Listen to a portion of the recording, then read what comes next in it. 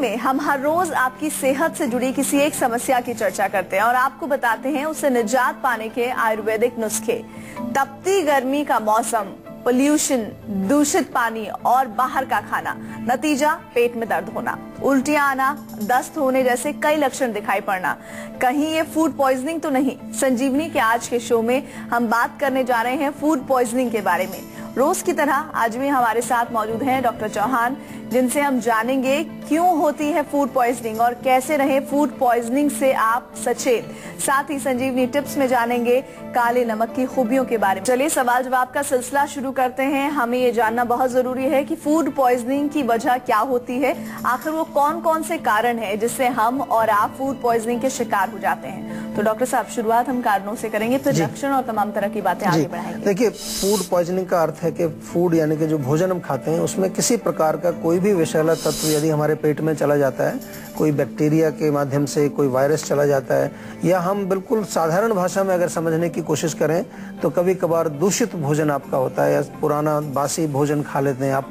गर्मी के दिनों में मुख्य रूप से देखने को मिलता है कि फर्मेंटेशन हो जाती है। खाना अगर ज़्यादा समय तक दाल आपकी बाहर रखी रहे, गर्मी में वो खराब हो जाती है, उसमें फर्मेंटेशन शुरू हो जाता है, तो वो बैक्टीरिया वायरस वगैरह को अपनी तरफ वो आकर्षित कर लेती है। उसमें कई प्रकार के बैक्टीरिया डेवलप हो जाते हैं। और कभी कभार ऐसा भी देखा गया है कि कोई पॉइजनस कोई चीज़ उसमें डल जाए, जैसे कहीं छिपकली डल गई है या कभी और कोई ऐसा विषैला इसमें पदार्थ गिर जाए। कभी कभार जो खाने पीने के जो चीज़ें होती हैं हमारे घर में, आपने देखा होगा कि कई डिटर्जेंट पाउडर होते हैं, साबुन इत्यादि होती है, वो कहीं उसमें कहीं गिर जाए, कोई भी विषैला तत्व, कोई भी केमिकल उसमें अगर चला जाए, उसके कारण भी जो है ये फूड पॉइजनिंग हो सकती है। और गर्मी के दिनों में आमतौर पर इसलिए इसको माना जाता है क्योंकि गर्मी में जो है भोजन दूषित बड़ी जल्दी हो जाता है, बड़ी जल्दी वो सड़ जाता है, उसमें जो एक तरह से फर्मेंटेशन शुरू हो जाती है। और जो पानी होता है, पानी भी दूषित बहुत होता है गर्मी के समय में। तो दोनों ही कारण हैं जिसकी वजह से हमें फूड पॉइजनिंग हो सकती है, इसको ध्यान रखना चाहिए।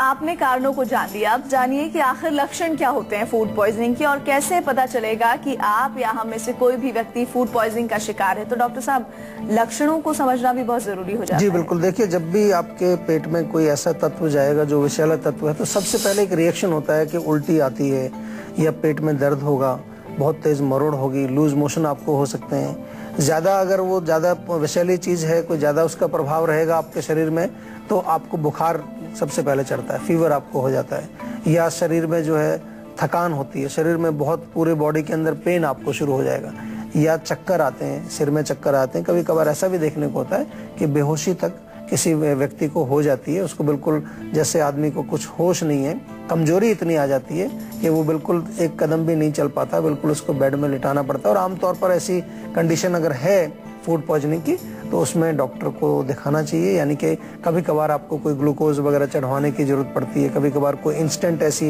इमरजेंसी ट्रीटमेंट की भी आवश्यकता पड़ती है, उसका ध्यान आपको जरूर रखना चाहिए। बार बार हम आपको समझाते हैं कि आयुर्वेद जो है वो रोग के मूल कारण को दूर करता है, लेकिन कभी कभार ऐसी स्थिति आती है कि बहुत एक इमरजेंसी में आपको कुछ तुरंत वहाँ पर अगर सहायता चाहिए तो उस कंडीशन में आपको किसी हॉस्पिटल में किसी डॉक्टर को जाकर के उसका उपचार कराना चाहिए। क्योंकि अगर समय पर उपचार नहीं हो पाता है तो कभी कभार डैमेज बहुत ज्यादा हो जाता है हमारे शरीर के अंदर। इन चीजों को हम बार बार आपको समझाते हैं। इसी के साथ एक दर्शक हमारे साथ जुड़ गए हैं। जी बताइए अपना सवाल। जी नमस्ते सर। नमस्कार जी। जी सर, मेरी प्रॉब्लम ये है कि मेरे मुंह में ना छाले होने लगते हैं गर्मियों में टाइम में, और एक एक नहीं मतलब 4-4, 5-5 छाले होने लगते हैं एक साथ। चाय पीते हैं आप? नहीं जी, चाय तो पीता हूँ मैं। कितनी बार पीते हैं? जी, दिन में 3 बार चाय पी लेते हैं। देखिए, चाय एक तो बंद कर दीजिए बिल्कुल। देख, आपको मैं इसलिए कह रहा हूँ कि जब छाले होते हैं और खास तौर पे आपने कहा कि गर्मियों में ज्यादा होते हैं, तो हीट इसका मूल कारण है, गर्मी होना इसका मूल कारण।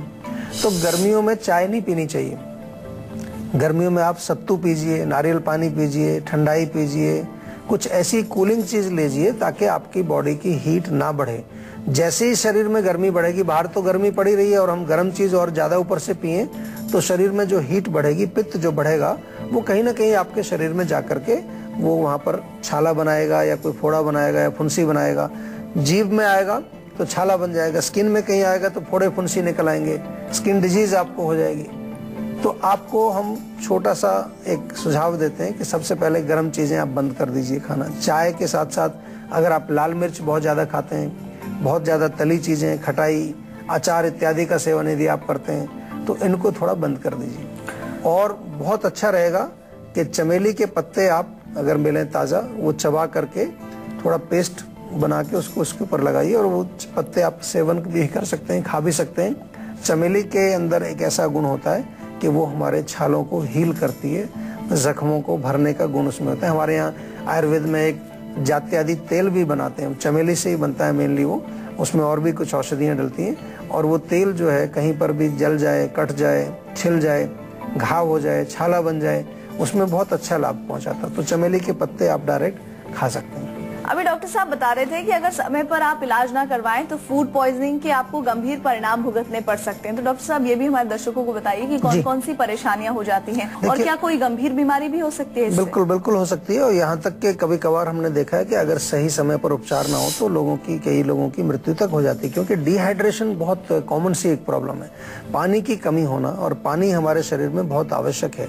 पानी की कमी होना या इसके अलावा लिवर पर कोई असर आ जाता है, कई बार किडनी के कोई रोग हो जाते हैं और दौरे पड़ना, नर्वस सिस्टम पर बड़ा ज़बरदस्त असर आ जाता है। जो हमारा मस्तिष्क है, ब्रेन है, नर्वस सिस्टम है, उस पर असर आ जाता है। और ऐसा भी देखा गया है कि अगर सही उपचार ना हो तो कभी कभार, क्योंकि नर्वस सिस्टम के किसी भी हिस्से में अगर कमजोरी आएगी, ब्रेन के किसी हिस्से में अगर वीकनेस आएगी तो उस व्यक्ति को पैरालिसिस टाइप का रोग भी हो सकता है, पैरालिसिस भी हो सकता है उसको, कि उसके हाथ पैर काम करना बंद कर दें। तो इसलिए गंभीरता से लेना चाहिए। फूड पॉइजनिंग कोई बहुत भयंकर चीज़ नहीं है, भयंकर स्थिति ऐसी नहीं है आपको कि उसका उपचार आप नहीं कर सकते। बहुत सारी चीज़ें आपको बताएंगे जो आप घर में भी कर सकते हैं, लेकिन हमेशा आपको अपने जो स्वास्थ्य है, जो आपकी जो हेल्थ है, उसका नियंत्रण करके रखना चाहिए। उसकी हर चीज़ के बारे में आपको जानकारी होनी चाहिए कि किस कंडीशन तक आप स्वयं अपनी रक्षा कर सकते हैं और किस कंडीशन में आपको किसी चिकित्सक की आवश्यकता पड़ सकती है। और इसी उद्देश्य से हमने प्रोग्राम आपका बनाया है, जो संजीवनी पहुंचाते हैं आप तक, कि छोटी छोटी सी चीज़ें अगर हम उनको सही प्रकार से समझ करके और उपचार करें तो हम भयंकर स्थितियों से बच सकते हैं आसानी से, और भयंकर से भयंकर रोगों से भी हम छुटकारा पा सकते हैं। एक और दर्शक हमारे साथ हैं, उनका नाम है अवतार, दिल्ली से कॉल कर रहे हैं। जी बताइए अवतार, क्या जानना चाहते हैं? नमस्कार डॉक्टर साहब। नमस्कार जी।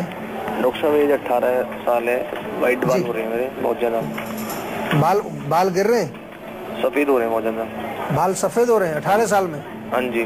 देखिए बहुत गलत बात है। तो 18 साल में तो बाल सफेद भी नहीं होने चाहिए, गिरने भी नहीं चाहिए। तो बाल सफेद होने का मूल कारण है बहुत ज्यादा पित्त का बढ़ना।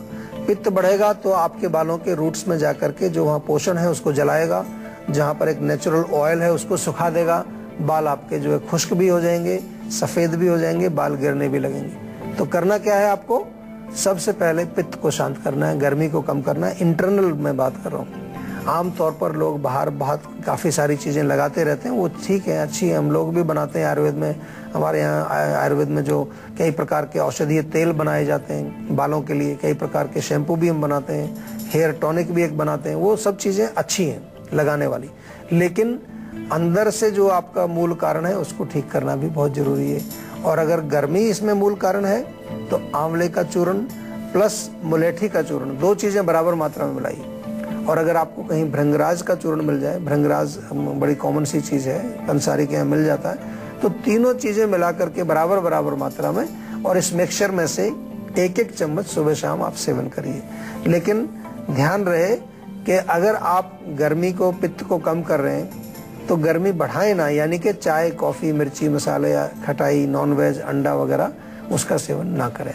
डॉक्टर साहब हम फूड पॉइजनिंग की बात करें, एक नया ट्रेंड देखने को मिला है पिछले 5-10 सालों में। अगर मैं कहूँ तो लोग घर से ज्यादा बाहर का खाना प्रेफर करते हैं, तो जाहिर तौर पर फूड पॉइजनिंग होगी ही। लेकिन अगर फूड पॉइजनिंग है तो किस तरह का आहार का सेवन किया जाए, ये बताइए हमारे दर्शकों। देखिए फूड पॉइजनिंग यानी कि आपका जो डाइजेस्टिव सिस्टम है, आपकी आंतें हैं, आपका पेट है, वहाँ पर इन्फेक्शन एक हो गया, एक तरह का वहाँ पर विकृति पैदा हो गई, रोग पैदा हो गया।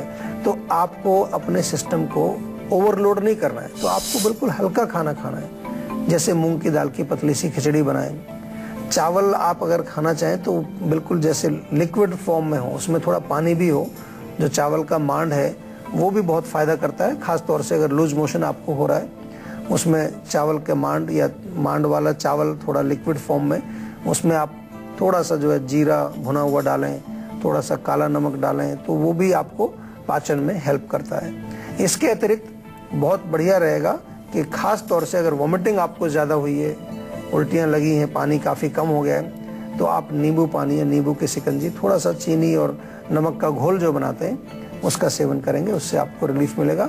लौकी की सब्जी आप खा सकते हैं, सब्जियों का सूप बना करके आप ले सकते हैं। तो छोटी सी बात है, लेकिन आमतौर पर क्या होता है कि आपको फूड पॉइजनिंग हुई और खाना आपका वैसे ही चल रहा है, पराठा भी खा रहे हैं आप, बाहर से मिठाई भी खा रहे हैं, चाय भी पी रहे हैं, और इसके अलावा जितना भी जो हमारा हैवी फूड है वो भी आप सेवन कर रहे हैं, तो वो फिर आपके पेट को और ज़्यादा लोड उस पर पड़ेगा, पाचन पर लोड पड़ेगा और आपका सिस्टम और कमज़ोर होगा। छाछ बहुत अच्छा काम करती है, पतली सी छाछ बना करके उसमें जीरा वगैरह डाल करके आप पिए, उससे आपको बहुत लाभ मिलेगा। तो चलिए डॉक्टर साहब से एक बार फिर से फूड पॉइजनिंग से संबंधित ही जानकारी लेते हैं। डॉक्टर साहब, इससे बचने के आसान उपाय आज की आप संजीवनी में हमें बता दीजिए, ऐसे उपाय जो घरेलू भी हों और कारगर भी हों।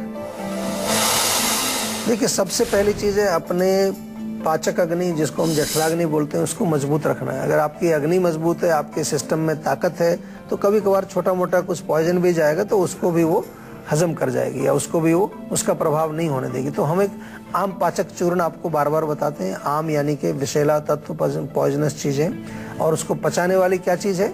सौंठ, जीरा, धनिया 10-10 ग्राम, पुदीना और सौंफ 20-20 ग्राम, ये सब मिला करके चूर्ण बनाइए, इसको सेवन करिए।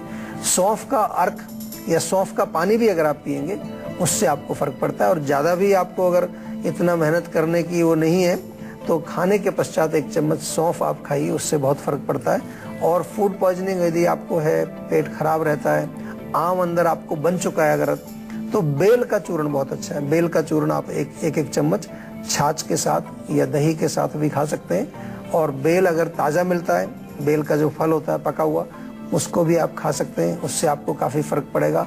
फूड पॉइजनिंग में हमारे यहाँ एक बहुत अच्छी औषधि है जिसको नीम बोलते हैं। नीम के ताज़े पत्ते ले लीजिए, 5-7 पत्ते, उनको पीस करके आधा कप पानी में घोल करके पी जाइए। तो नीम एंटीबैक्टीरियल, एंटीवायरल, एंटीवर्मल, जो वर्म्स होते हैं, कीड़े, उनको भी मारता है, कई प्रकार के गुण है। और तुलसी के पत्तों का सेवन भी आप कर सकते हैं। 5-6 पत्ते तुलसी के पेस्ट बना करके पानी में घोल करके आप पिए, उससे भी आपके पेट के अंदर की जो विकृति है, वहाँ कोई इन्फेक्शन है, उसमें आपको लाभ मिलेगा। तो डॉक्टर साहब, आपने ये तो बता दिया आज की संजीवनी में कि वो कौन कौन से घरेलू उपाय हैं जिन्हें अपनाकर आप बच सकते हैं फूड पॉइजनिंग जैसी बीमारी से, लेकिन समझदारी तो ये है कि पहले ही डिजीज हो, उससे पहले ही बच लिया जाए। तो वो कौन सी सावधानियां हैं जो बरती जा सकती हैं? देखिए, खान पान का विशेष रूप से गर्मियों के दिन में बाहर खाने का, आप जो है जहाँ पर अगर बाहर खाते हैं तो देखिए कि क्या किस जगह पर खाना बन रहा है, कहाँ पर वो चीज़ आप जो ले रहे हैं वहाँ साफ़ सफाई कैसी है, इसका ध्यान रखना चाहिए। घर में भी रखना चाहिए, घर में भी आपकी किचन साफ़ होनी चाहिए। भोजन गर्म मौसम में बहुत जल्दी ख़राब होता है, तो कोशिश करें कि जब आप नाश्ता बनाते हैं तो नाश्ते पर ही बनाएं, उसको आगे उसको दोपहर को तक ना रखें, रात तक ना रखें। बासी खाना ना खाएं, ताज़ा बना हुआ खाना खाएं। और सबसे बड़ी चीज़ है कि यदि आपको कोई भी लक्षण दिखे, कहीं पर भी आपको इंडाइजेशन, थोड़ा वॉमिटिंग या कोई लूज मोशन का सिम्टम्स अगर दिखे, तो हमने भी आपको कई नुस्खे बताएं, उनका प्रयोग करें ताकि रोग वहीं पर दबा दिया जाए। डॉक्टर साहब, फ्रिज के इस्तेमाल से भी फूड पॉइजनिंग के केसेस ज्यादा बढ़े हैं? डेफिनेटली बढ़ते हैं, क्योंकि फ्रिज जब आया है तो काफी लेजी हो गए लोग, और उसको कई दिन तक रखे रहते हैं। एक हफ्ते तक सब्जियां उसमें रखी रहती हैं, उसी को निकाल के खाते रहते हैं, गर्म करके खाते रहते हैं, तो उसमें भी डेफिनेटली खराबी आती है। और हमारे यहाँ भारत में बिजली आती नहीं है पूरा टाइम, तो बीच बीच में बिजली भी चली जाती है, तो उस टाइम तो गर्मी हो जाती है अंदर काफ़ी। तो उसमें कोशिश करनी चाहिए हमेशा, अगर आपको अपना स्वास्थ्य अच्छा रखना है तो ताज़ा भोजन बनाएं, ताज़ा खाना बनाएं, अपने सामने साफ सुथरा बनाएं और उसको खाएं। डॉक्टर साहब, अमूमन नींबू पानी बनता है तब उसमें डलता है, या फिर खास तौर पर जब आप फ्रूट सैलेड खाते हैं उसमें डाल देते हैं, चाट मसाले में डलता है। जी बिल्कुल। तो क्या फायदे क्या हैं? उसका फायदा इसमें यही है कि उसको इसलिए डालते हैं कि उसमें कुछ ऐसे मिनरल्स हैं जो हमारे डाइजेस्टिव सिस्टम को अच्छा बनाते हैं, पाचन में हेल्प करते हैं। कभी आपने देखा होगा कि कोई भी चीज़ हम खाते हैं तो उसमें काला नमक डाल के खाएं तो आपको गैस नहीं बनती, आपको इंडाइजेशन नहीं होगा। तो ये इसका बहुत बड़ा एक फ़ायदा है। इसलिए कभी कभार यदि आपको बहुत ज़्यादा गैस हो रही है, एसिडिटी हो रही है, तो उसमें थोड़ा अजवाइन लें, अजवाइन में थोड़ा काला नमक मिला करके आप गुनगुने पानी से लें, उससे आपको काफ़ी फर्क पड़ता है। पेट दर्द यदि आपको हो रहा है, क्रैम्प्स हो रहे हैं पेट में, तो नींबू के रस में 2 चम्मच नींबू का रस, उसमें चुटकी भर काला नमक मिला करके आप पिएं, चाहे तो उसको हल्के गुनगुने पानी में मिला के पिएं, उससे आपको काफ़ी फर्क पड़ता है। इसके अतिरिक्त जो है सूखी खांसी जब होती है, आपको बहुत ज़्यादा बलगम है, सूख रहा है, गले में भी बलगम सूखा पड़ा है, तो उसमें काला नमक डली वाला, पिसा हुआ नहीं, साबुत भी आता है, वो थोड़ा मुंह में रख के चूसते रहें, तो उसका जैसे जैसे रस जाएगा तो वो बलगम को भी थोड़ा सॉफ्ट करता है। या अगर आपके पास साबुत नहीं है तो अदरक ले लें और अदरक में थोड़ा काला नमक लगा के वो अदरक का टुकड़ा अपने मुंह में रख के चूसते रहें, उससे आपको बहुत रिलीफ मिलता है, खासतौर से सूखी खांसी जब आपको होती है। इस प्रकार से पाचन के लिए, बलगम को आप सॉफ्ट करने के लिए आप काले नमक का प्रयोग कर सकते हैं।